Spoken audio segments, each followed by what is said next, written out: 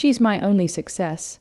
That's what my father said, plain as day, to my face, while standing in a room full of our extended family.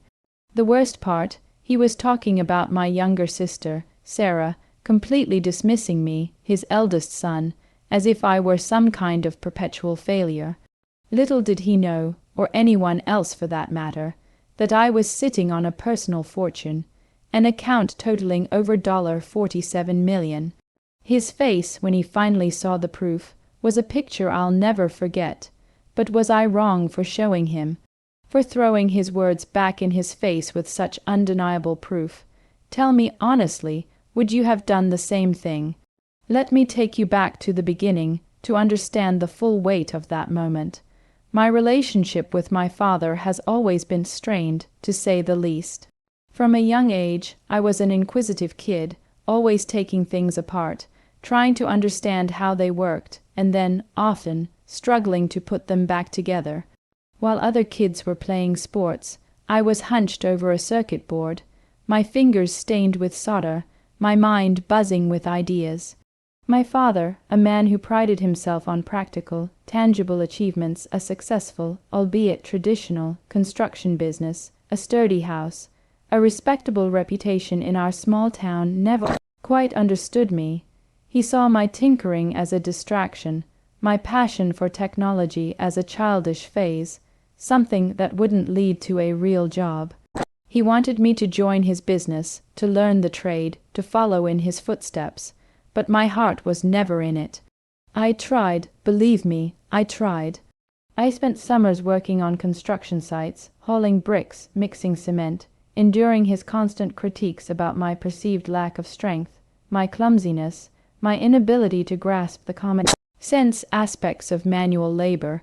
Each day felt like a performance where I consistently failed to impress, a constant reminder that I wasn't the son he envisioned.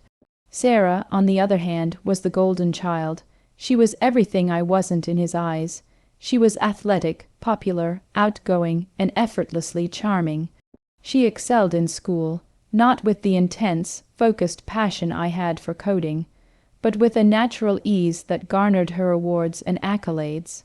When she chose to pursue a career in medicine, my father beamed with pride, a real profession. He'd often say, looking pointedly in my direction, he'd fund her education without a second thought, boast about her achievements to anyone who would listen, and consistently hold her up as the benchmark of success in our family. I genuinely loved my sister, and I was proud of her accomplishments. She was never malicious or intentionally dismissive of me. It was always my father who created the chasm between us, fueled by his own expectations and my perceived shortcomings. After high school, I knew I couldn't stay. The pressure, the constant comparison, the feeling of being an outsider in my own home, it was suffocating. I managed to get a small scholarship to a state university, choosing a computer science program far from home. My father's reaction, a dismissive shrug. Don't come crying to me when you realize there's no money in playing with computers. He'd said. No financial support, no emotional encouragement, just that cutting remark. It stung deeply, but it also fueled a fire within me. I was determined to prove him wrong, not just to spite him, but to prove to myself that my passion wasn't a waste, that I wasn't a failure. Those years at university were transformative. I immersed myself in coding, in algorithms, in the burgeoning world of web development. I lived on ramen noodles, worked odd jobs to pay for books and software, and slept very little. My social life was practically non-existent, but I didn't care. I was building, creating, innovating. During my final year, I stumbled upon a niche in the tech world, a specific type of data compression algorithm that had a massive, untapped market in video streaming. It was a complex problem, one that many bigger companies had attempted and failed to fully optimize. I saw a solution, a more elegant and efficient way to process and deliver high-quality video with significantly less bandwidth. I spent countless nights in the computer lab, fueled by coffee and an almost obsessive drive, perfecting my code. After graduation, instead of looking for a traditional job, I took a massive risk. I poured every penny I had, every bit of my savings from those odd jobs, into developing my algorithm into a full-fledged software solution. I lived in a tiny, rented room, eating even more ramen and often working 80-hour days. My father, of course, remained oblivious to all of this. Our phone calls, which were infrequent and always initiated by me, were typically short and revolved around Sarah's latest achievements or his business updates. He'd ask, so, still playing with computers, or found a real job yet? Each time, I'd grit my teeth, offer a vague answer, and quickly change the subject. I didn't want his pity, and I certainly didn't want his unsolicited advice. For 2 arduous years, I toiled in relative obscurity. There were moments of doubt, moments where the crushing weight of financial insecurity and the sheer magnitude of the task almost broke me. But then, a breakthrough. A small but influential tech publication wrote an article about my work, highlighting the innovative nature of my algorithm. That article caught the eye of a venture capitalist firm. What followed was a whirlwind of meetings, presentations, and sleepless nights refining my pitch. They saw the potential, the enormous market demand for a solution like mine. The initial investment was substantial, allowing me to hire a small team and scale up my operations. The next few years were a blur of intense growth. My small startup, focused solely on licensing my unique data compression technology, exploded. Major streaming platforms, telecommunication companies, and even some government agencies became my clients. The demand was insatiable. We were solving a critical problem for them, enabling faster, clearer, and more cost-effective video delivery. The money started flowing in, first in trickles, then in torrents. I was still living relatively modestly, reinvesting most of my profits back into the company, but my personal wealth grew exponentially. I never flaunted it, never spoke about it. It was my secret, my quiet victory, a testament to years of unwavering dedication and belief in my own vision. So that's the situation I was in, and I had to make a choice. My entire life, I had been the overlooked, the misunderstood, the failure, in my father's eyes. And now I had the ultimate counter-argument, the undeniable proof of my success, sitting in a bank account. Before I tell you what happened next, I want you to pause and comment below what you would have done in my shoes. Would you have kept your secret, let his words sting, and continued living in his shadow?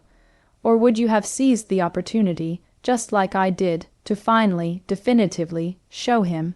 The occasion for this confrontation was my grandmother's 80th birthday. It was a big family gathering, held at my parents' house.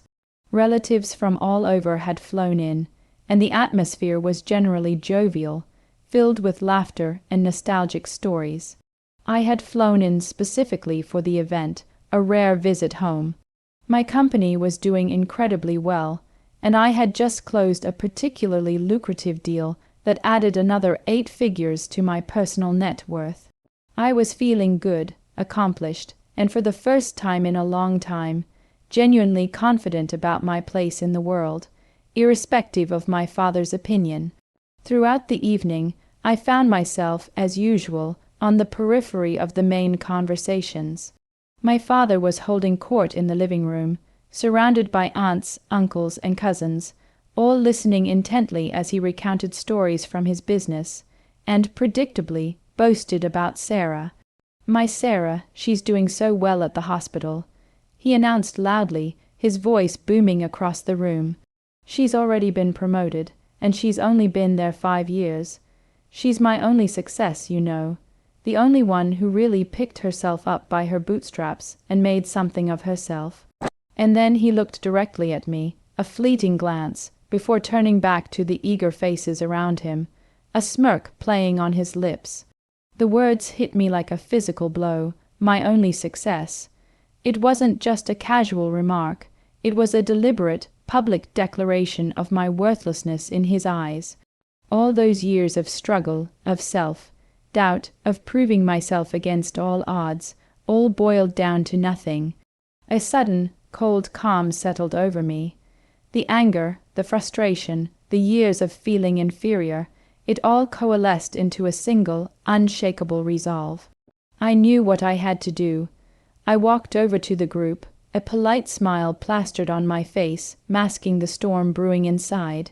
"That's wonderful, Dad," I said, my voice steady, perhaps a little too steady. "Sarah truly is remarkable. But you know, it's funny you mention success.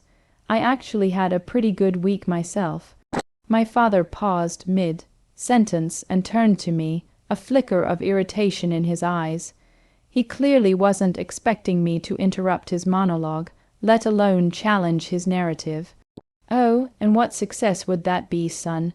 Finally got that software engineering job at the big tech company, like I told you to." His tone was condescending, dripping with skepticism. The relatives around us shifted uncomfortably, sensing the underlying tension. Sarah, who had just walked into the room, caught my eye, a look of concern on her face. I pulled out my phone, unlocked it, and navigated to my banking app.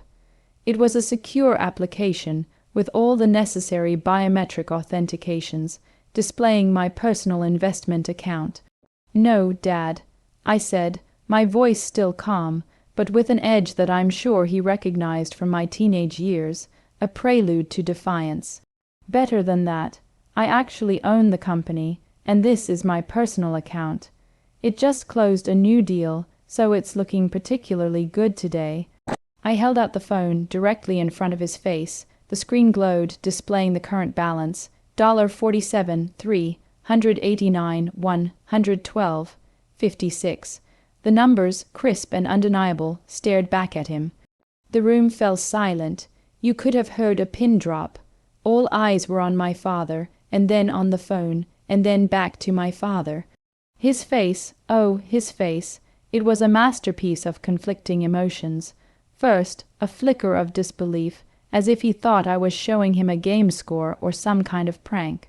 Then, as the reality of the number sank in, his eyes widened, his jaw slackened. The condescension drained away, replaced by shock, then confusion, and finally, a slow dawning realization. The blood drained from his face, leaving it pale and sallow. He looked like he'd seen a ghost, or perhaps like he was looking at an alien. Someone he thought he knew but suddenly didn't recognize at all. His mouth opened slightly, but no words came out. He just stared at the screen, then at me, then back at the screen, his mind visibly scrambling to process what he was seeing. The silence stretched, thick and heavy. No one dared to speak. Sarah, standing nearby, gasped softly, her hand flying to her mouth. She knew what I did, to some extent, but not the sheer scale of my success, not the numbers. My aunts and uncles, who had always known me as the quiet, nerdy one, looked absolutely stunned. Finally, after what felt like an eternity, my father slowly lowered his gaze from the phone. He didn't say anything. He couldn't. His carefully constructed narrative of my life, of his life, had just been shattered into a million pieces.